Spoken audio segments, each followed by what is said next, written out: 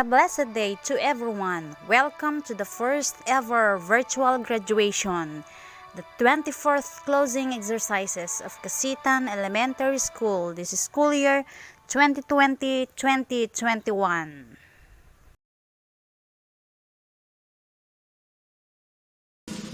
Mga kababayan, ang pambansang awit ng Pilipinas.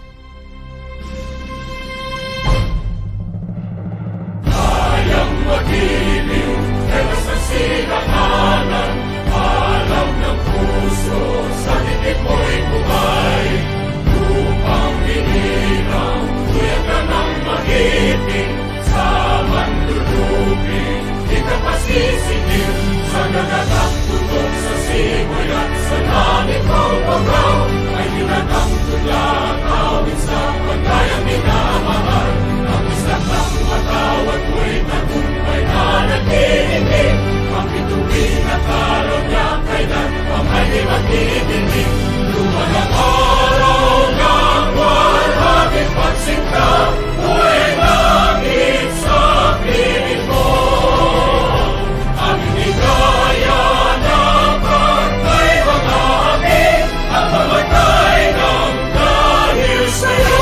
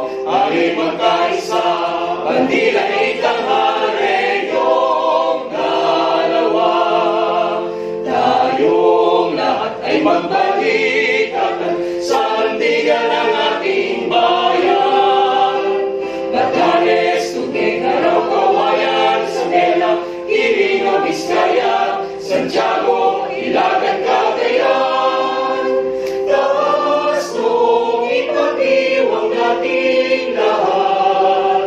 Puri at kagitingang tunay, Iloilo, Vizcaya, Batanes, Ilagan, Cagayan, Tuguegarao, Kawayan, Santiago, Isabela, Reyong dalawa.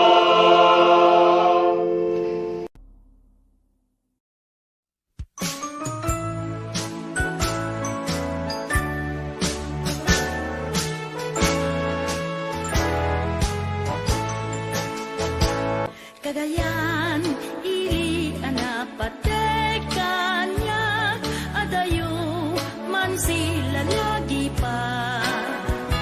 Pambantay man gentaaw analinan, ayaten kan tulad ka awan dua-dua. Cagayan, naisem ka abad, Cagayan, puso katakan ka. Sa dinuman at isot ipagyanan, ayaten kan tulad ta awan dua-dua.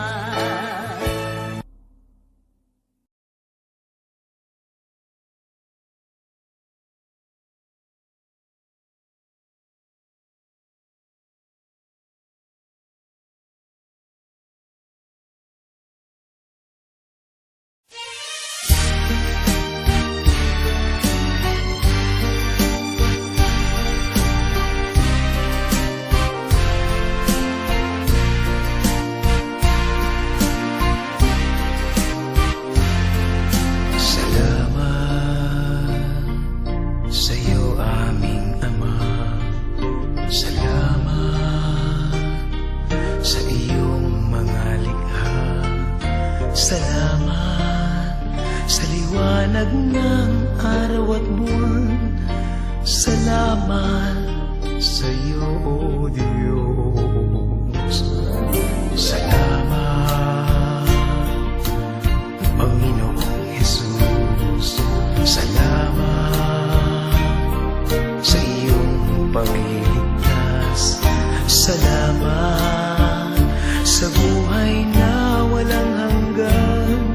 salamat, salamat sa iyo.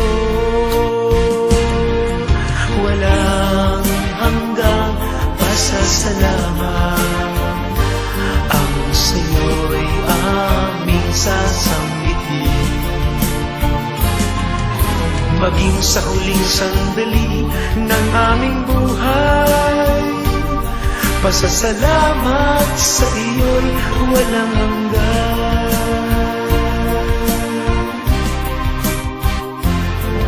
Salamat, Espiritong Banal. Salamat sa liwanag ng buhay. Salamat sa walang hanggang patnubay mo. Salamat sa iyo, Diyos. Salamat sa mga magulang ko.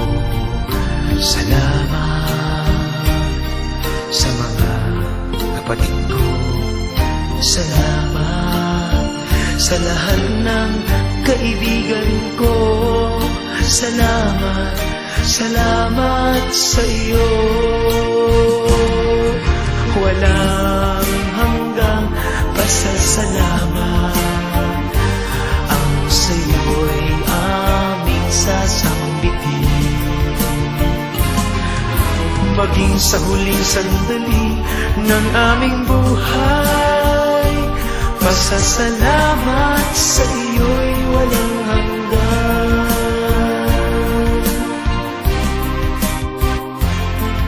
Salamat sa bawat pagsubok. Salamat sa tibay ng loob. Salamat sa landas ng pagbabago.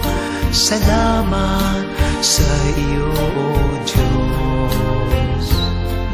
Salamat sa wagas na pag-ibig mo. Salamat, inibig mo ako. Salamat sa bawat taong nagmamahal. Salamat, salamat sa iyo.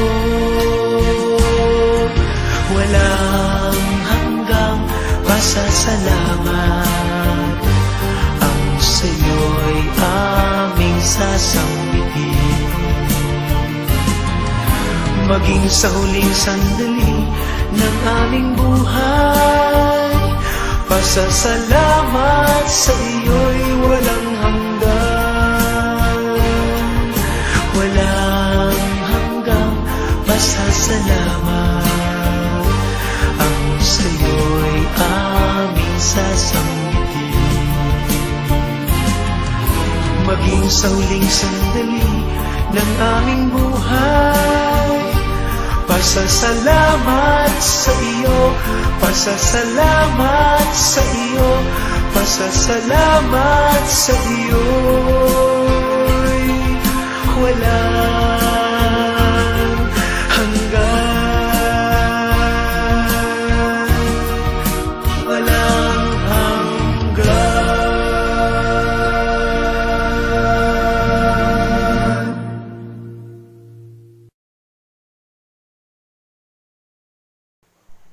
The teaching staff of Casitan Elementary School, headed by Dr. Nora Taguba Carvajal.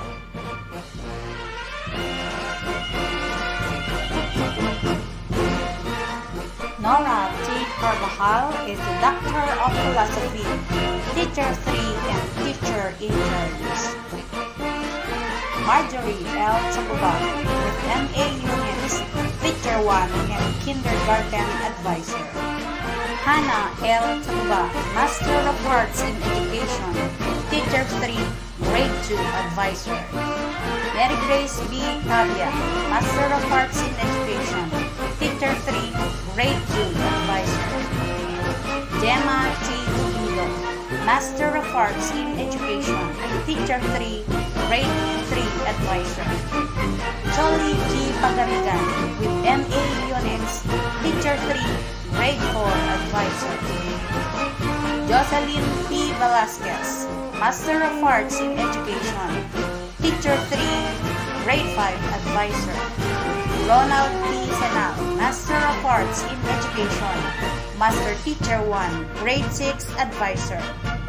Benalyn B. Kabikungan, BE-Ed Volunteer Teacher. Ariel T. Cardenas, BE-Ed Volunteer Teacher. Welcome remarks by Yelena Andrea D. Lanot. Good morning to everyone. Today, March 2021, we celebrate and validate the graduation ceremony not in a wide gymnasium but in a limited laptop screen. Despite that, my heart is still filled with gladness for I can still see your sweet smiles and happy faces. We made it March 2021. Our graduation is so unique, isn't it? The first of its kind in the school. I am honored to welcome you to the graduation ceremony of Batch 2021. Moreover, I would like to extend our thanks to all our parents, family, and friends for their love and unending support, as well as the members of the Casitan Elementary School teaching staff for their patience and guidance which led us to what we are now. We really owe you a lot.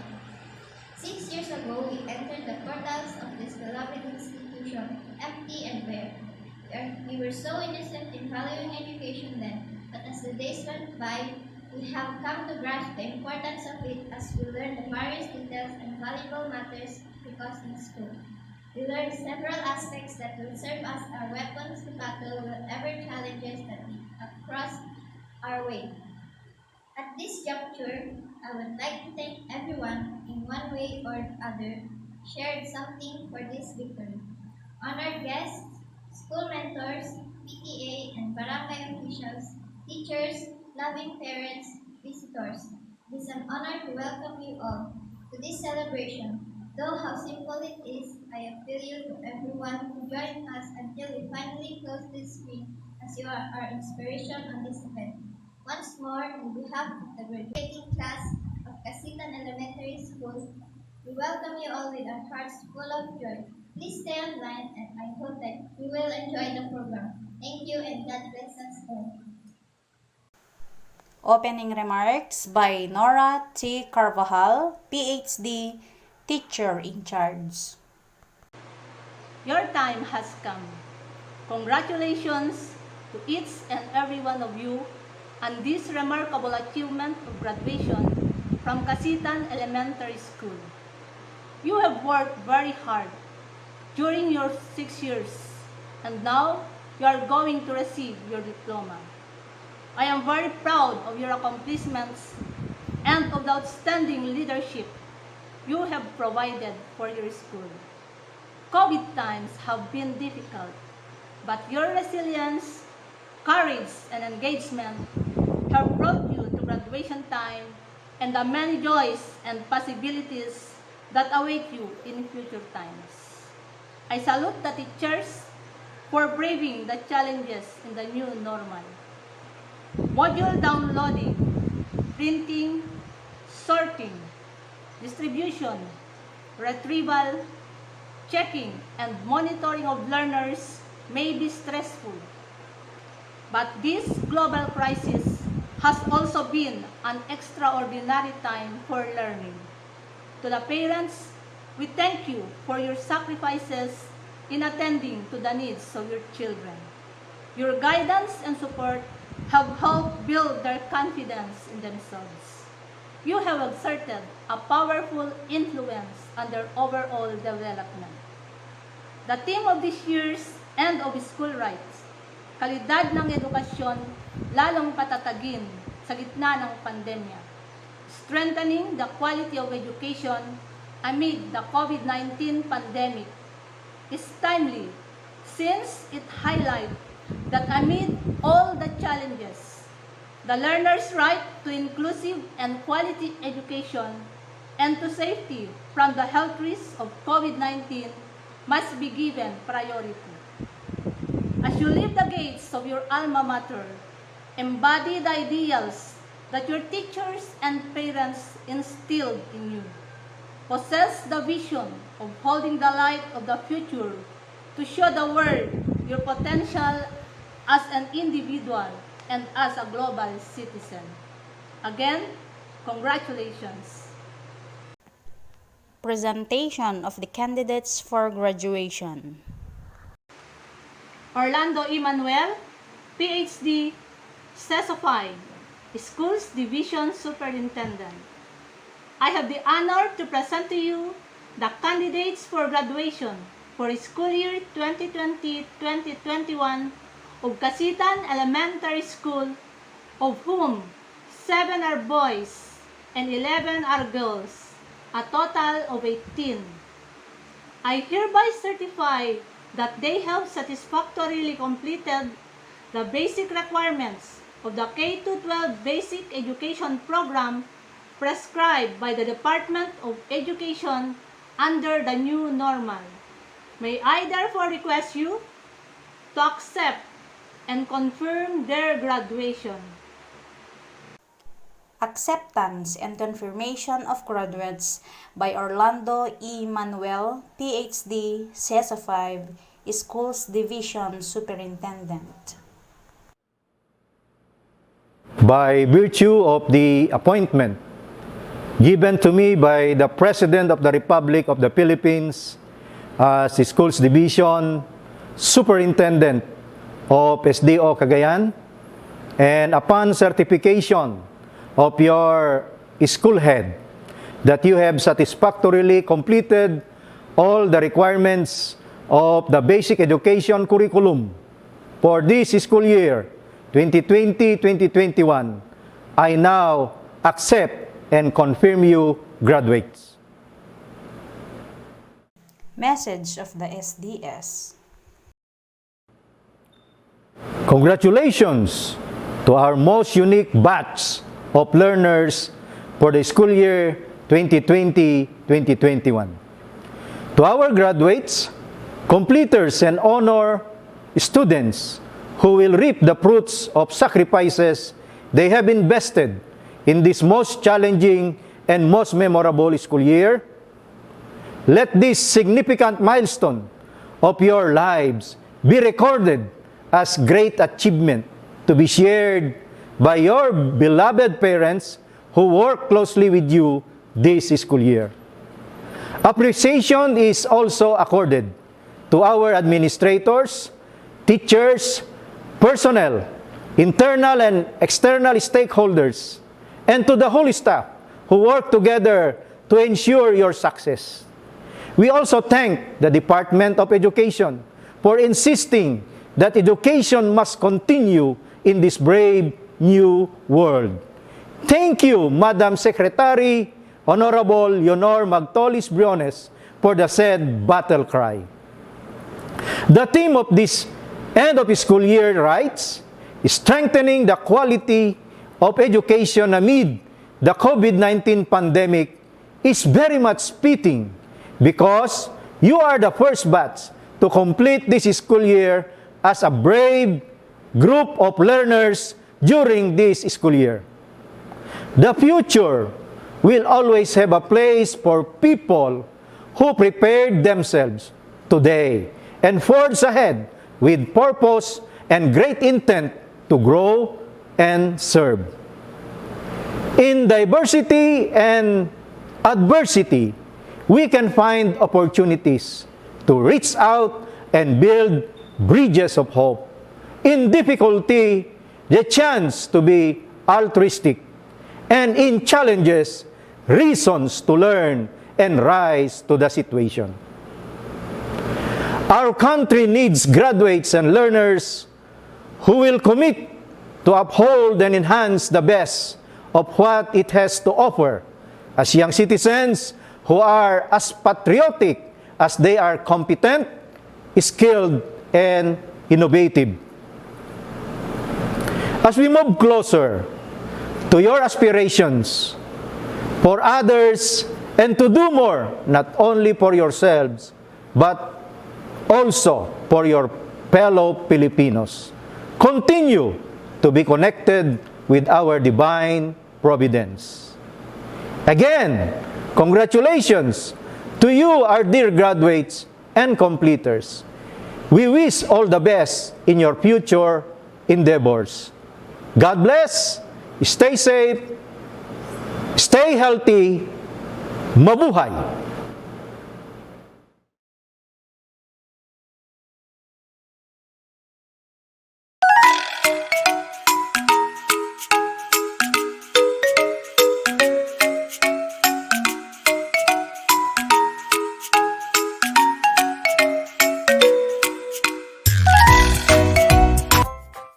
Good day to each and everyone who is attending virtually present at this time of our graduation ceremonies for our beloved and very precious graduates for the school year which ends at this time.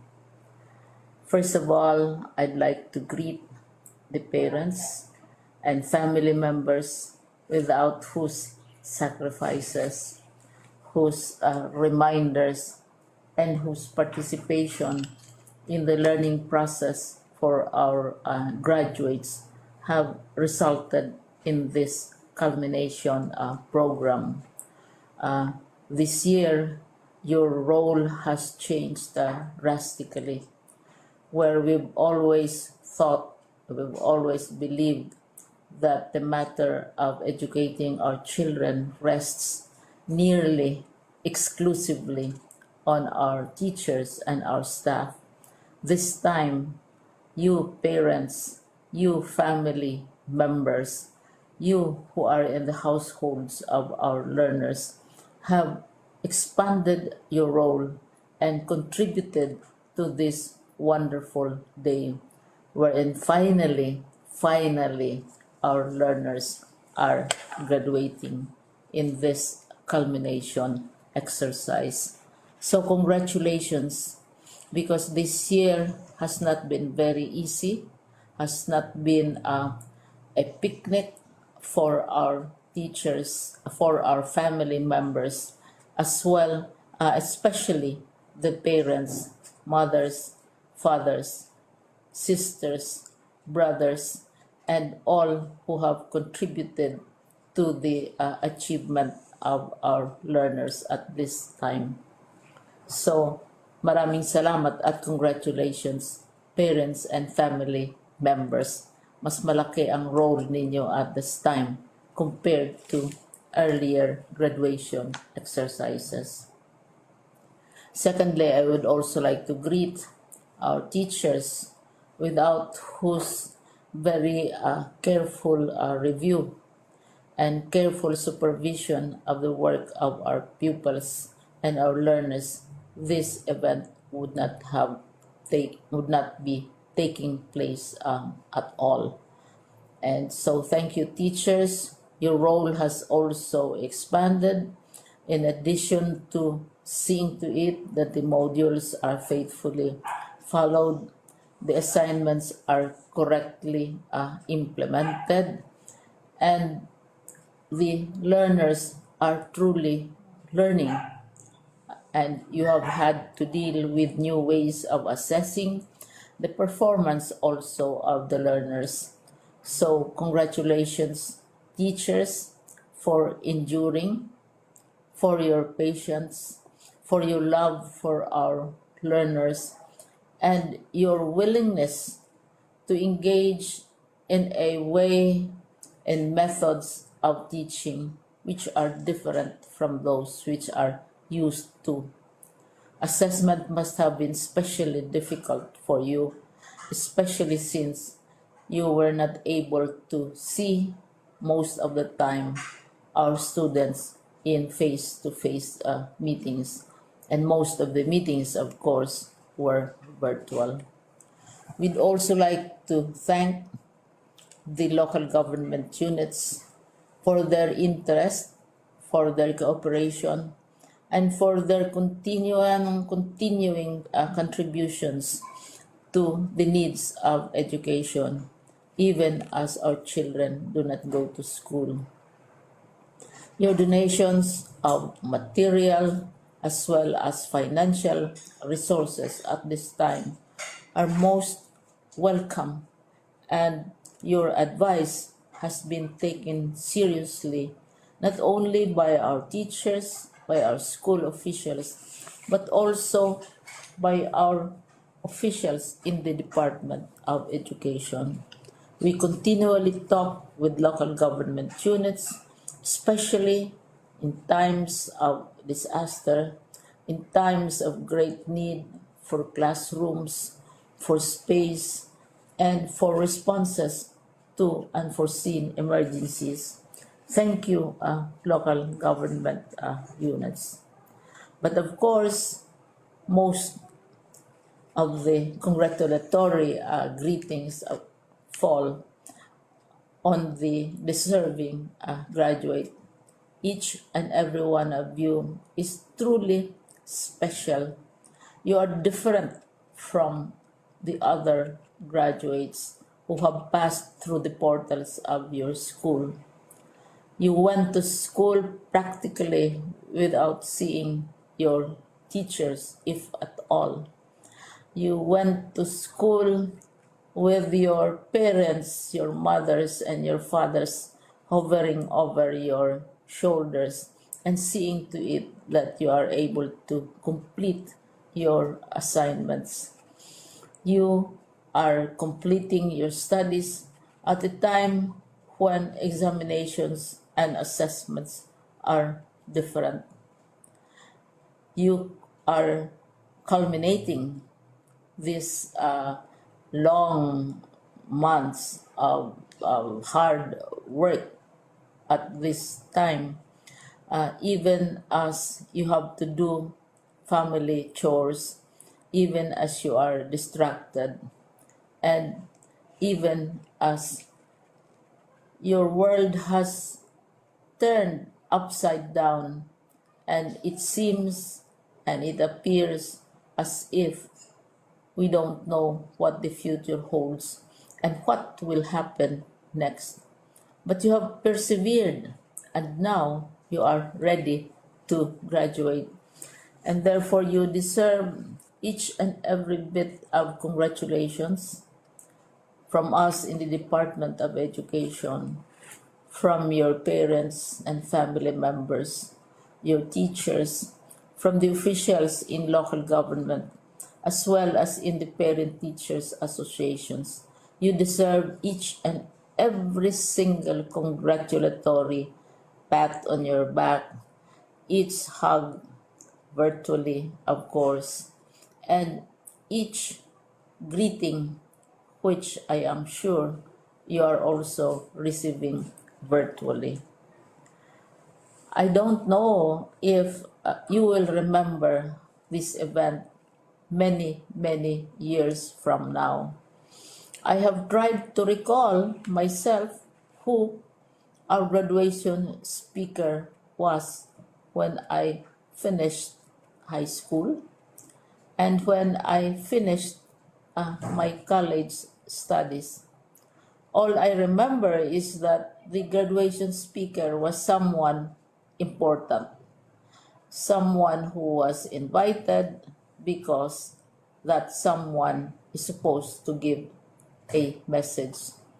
What was more important to us graduates at that time was the excitement of the celebrations, the happiness and the joy of our parents, the sadness of parting from our classmates and from our teachers, and the enjoyment of all the graduation events that usually take place come commencement day. When I was a college student, we had a series of events which were designed to embed in our minds, which were designed to help us remember and not forget our days in college. We would spend one whole day going around the campus, visiting the classrooms, saying goodbye to our teachers, and sharing memories. We would have bonfires to say goodbye to each other. We had baccalaureate services where we committed ourselves to God and we prayed for guidance when we go out into the world. So many celebrations, and the speaker, of course, is the least important and easily forgotten component of the graduation exercise. Nonetheless, I will exert all efforts to share with you what I see are things or issues which a graduate should remember and recall. I have said that you are very special. You are very different.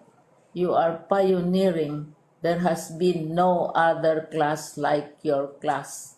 There has been no other graduate like you as a graduating student, because you are the very first graduate of the blended learning response to education in the Philippines. And so you ask yourself, what awaits you in the world outside? You can either work, because the kind of curriculum you survived and underwent as a student will enable you to go to work if you wish to go to work. Some of you will proceed to further studies, and this would be a wonderful thing because there are many opportunities for further expanding your knowledge, for further answering and looking for explanations of issues, events that make you curious, especially in science, in technology, and also in the arts. So you can work, you can go to further studies, and perhaps some of you will settle down, hopefully not too soon, so you can pursue what you really want to do. So today, this is why we call this exercise a commencement exercise. It's not the end of our studies.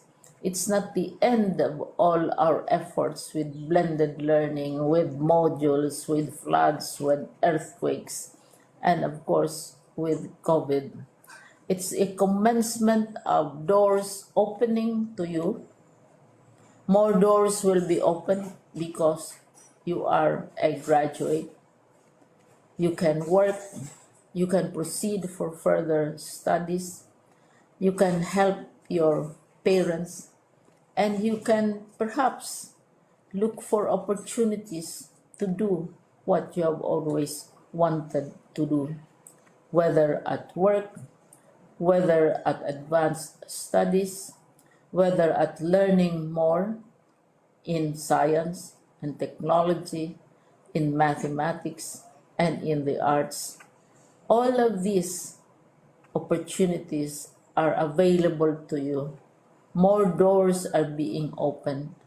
I hope you will select the door which arouses your curiosity, the door which will help you know more about this world, and the door which will allow you to contribute to the development of our country and contribute whatever we can to solve our problems and our challenges.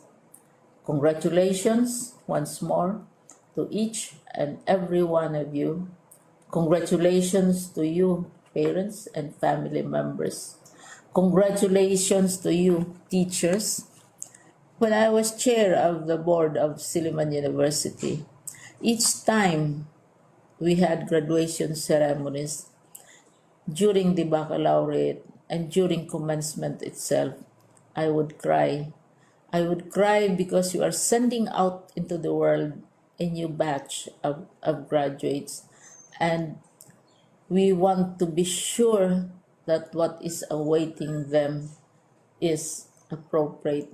We want to be sure that they are ready for what awaits them when they select which door to open. And so, we tell you, go out to the world, do whatever you want to do. God be with you, and be assured that all of us love each and every one of you. Congratulations.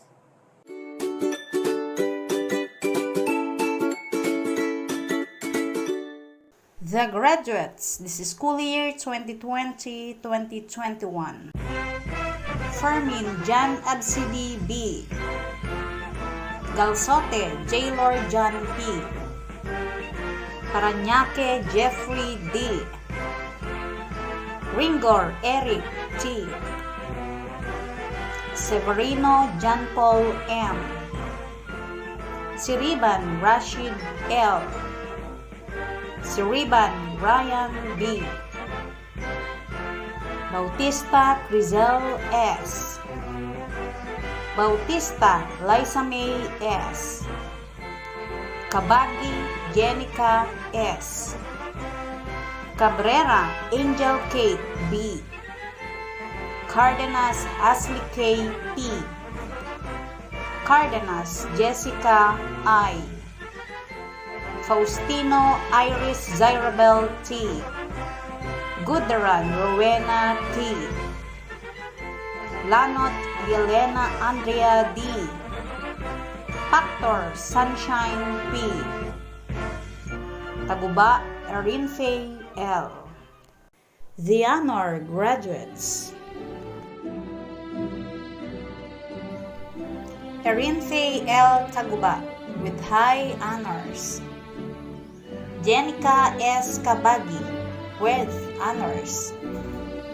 Jessica I. Cardenas with honors. Rowena T. Gudaran with honors. Yelena Andrea D. Lanot with honors. Words of Gratitude by Erin Faye L. Taguba. Blessed day to everyone, class of 2021. We are here and we made it. We celebrate our day not in our school gymnasium but in front of our laptops.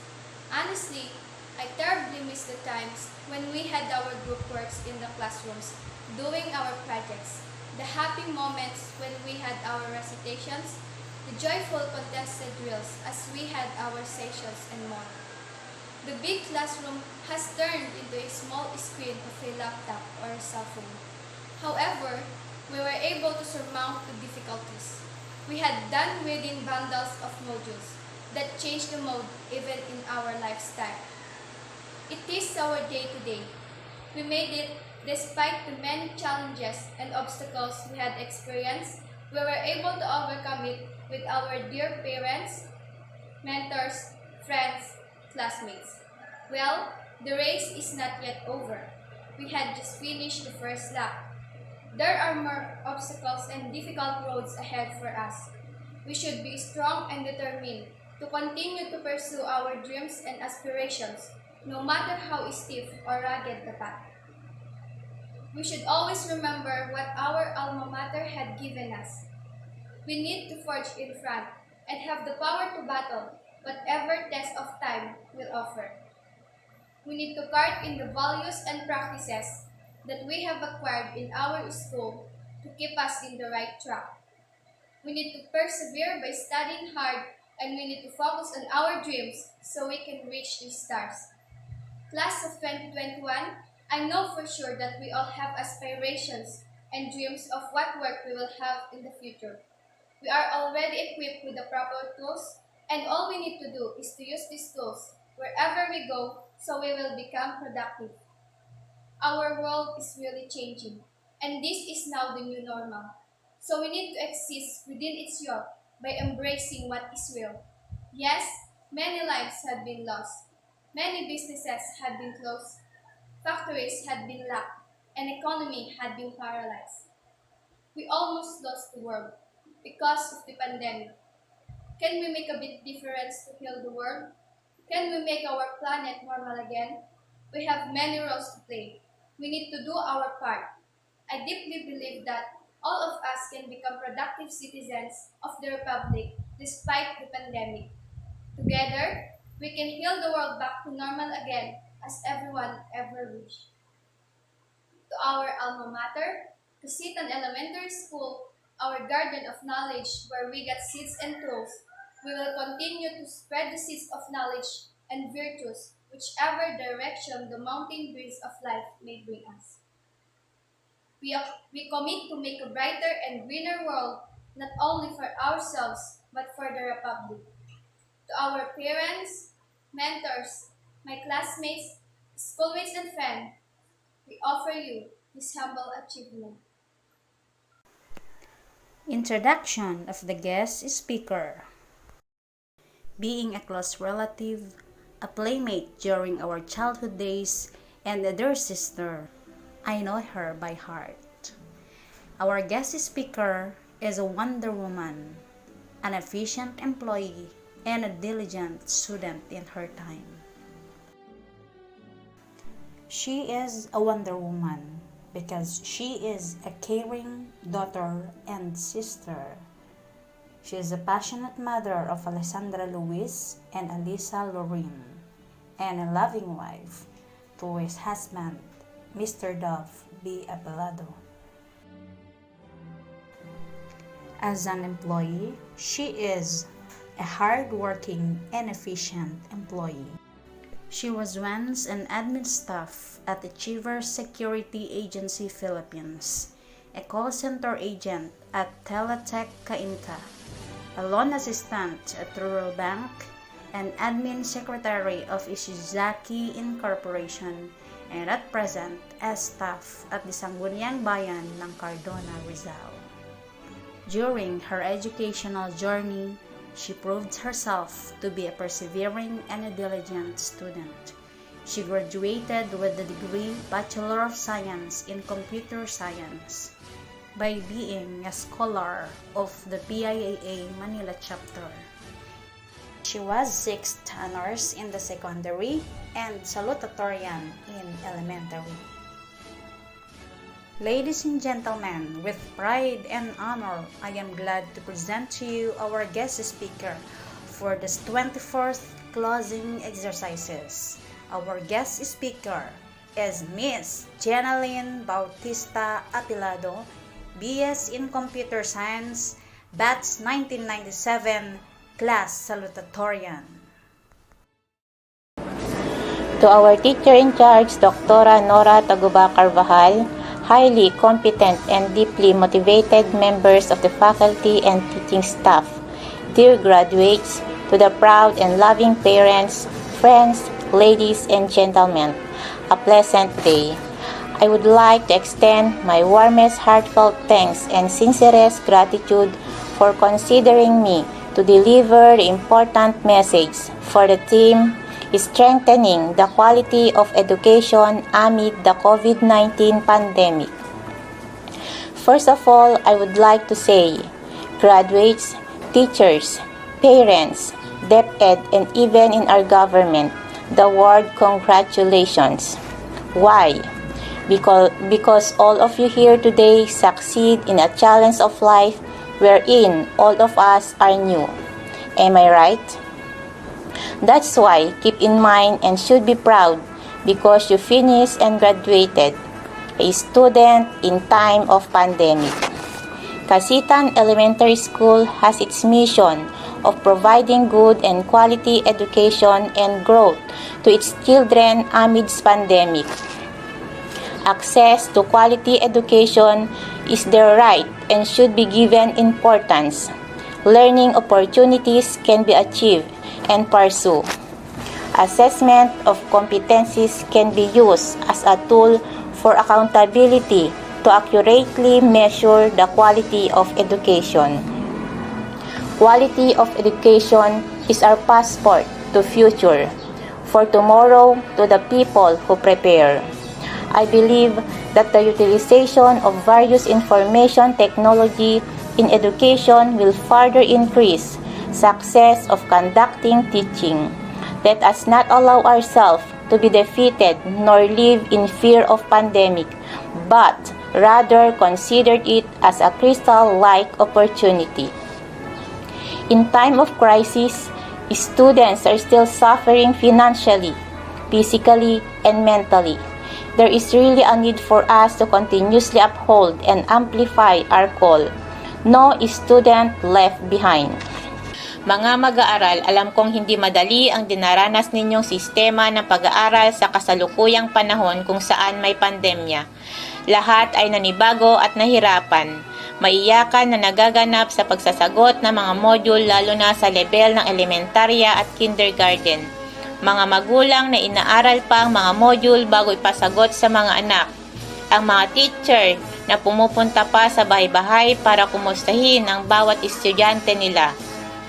At nagpupuyat para matapos lamang ang mga module na kinakailangan ng bawat estudyante. I salute to all parents and teachers who did their best. Wala na isa man sa atin, kahit ang pinakamatalinong tao ang nakaalam na mangyayari ang pandemyang ito, kung kaya't ang lahat ay nabigla. Maraming negosyante ang nahirapan, ang gobyerno ay nahirapan lalong-lalo na sa pangangasiwa ng budget. Ang lahat ng sektor, ang bawat pamilya at maging lahat ng mag-aaral. Dahil sa mga suliraning dulot ng pandemya, COVID-19 virus, ang kagawaran ng edukasyon ay nagplano at umisip ng pamamaraan sapagkat hindi pwede ang face-to-face learning. Nandyan ang modular, online learning o parehong modular at online. Sa pagkakatong ito, ang mga dati na napapanood lamang natin sa mga movie at nababasa sa mga nobela ay nagkaroon ng kaganapan. Mas na-appreciate natin ngayon ang mga automated teller machines or ATM, ang internet at mobile apps, at marami pang iba kung saan hindi kailangan ng face-to-face transactions. Let's thank those who invented modern technology. Ayon kay Plato, isang dakilang pilosopong Grego, sa wikang Banyaga, our need will be the real creator. At sa kalaunan ay sinalin sa kasabihang Ingles na necessity is the mother of invention. Noong ako'y nag-aaral pa sa elementarya, high school hanggang kolehiyo, madalas akong makapanood ng mga pelikula at makapagbasa ng mga libro na ang tema ay sci-fi o science fiction. Fiction ng ibig sabihin ay hindi realidad. At kung ating isipin ay malabong mangyari kagaya ng mga automatic na kasangkapan, automatic door, keyless na kotse, pakikipag-usap kahit malayo, panig at pwede ring makita ang kausap at marami pang iba. Subalit sa kabila ng mga imbensyong ito, nakapakipakinabang sa kasalukuyang panahon na may pandemya, marami pang suliranin tayong kakaharapin dahil sa mga kakulangan lalong-lalo na sa larangan ng edukasyon. Nariyan ang kakulangan ng mga gamit kagaya ng laptop, mahinang internet signal, kahandaan at kasanayan ng mga guro, mga magulang at mga mag-aaral sa panibagong sistemang ito ng edukasyon at marami pang iba.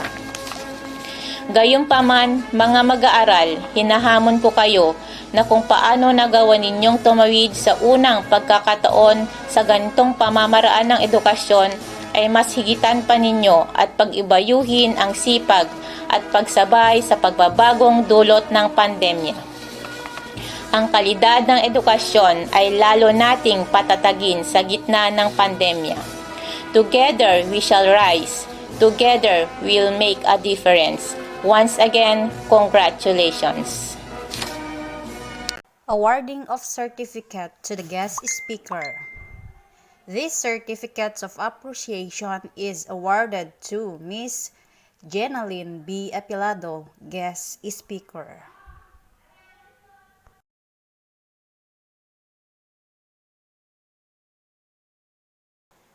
Graduates Pledge by Rowena T. Gudaran.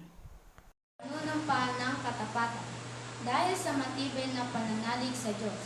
sa paraan ng pamumuhay at sa simulaing pinaghirapan ng ating mga ninuno. Kami nagpapasya bilang pagtanam ng utang na loob sa aming inang paaralang elementarya ng Casitan, ay inaalay ang aming ginitoang panahon, ang aming pagsisikap at mga kasiglahan at kapakanan ng ating lupang tinubuan, ang Pilipinas. Pinagpapasyahan din namin na aming itatalaga ang lakas ng buhay na nasa aming mga ugat, ang kalinisan ng kaisipan na nasa aming mga budhi, ang apoy ng pagmamahal na nag-aalab sa aming mga puso, para sa kaunlaran, sa kalayaan at kaligayahan ng ating mga mamamayan sa Pilipinas. Tulungan nawa kami, mahal na Panginoon.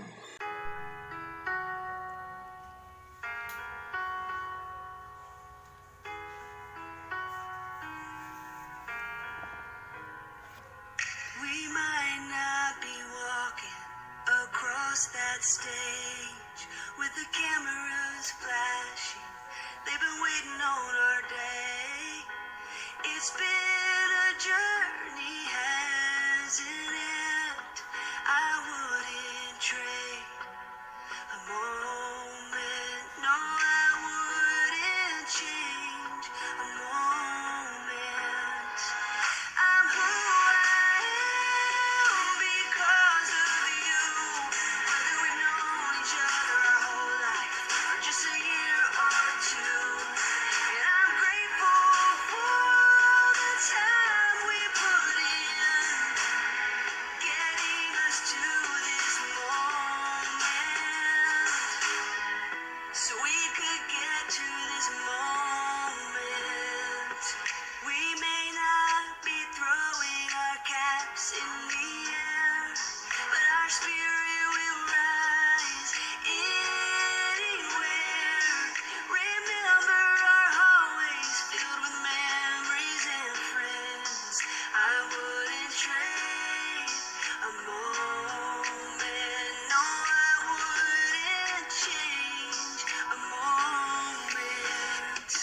I'm who I am because of you.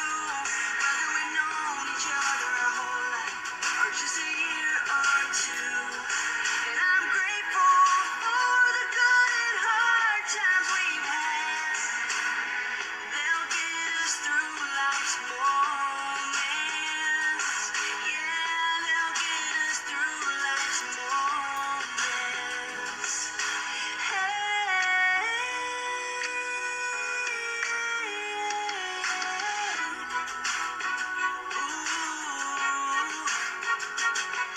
If you're over there feeling a little scared about your brand new start, don't get discouraged. Keep showing your courage, 'cause that's who we are. I'm who I am because of you. Whether we've known each other our whole life or just a year or two. I'm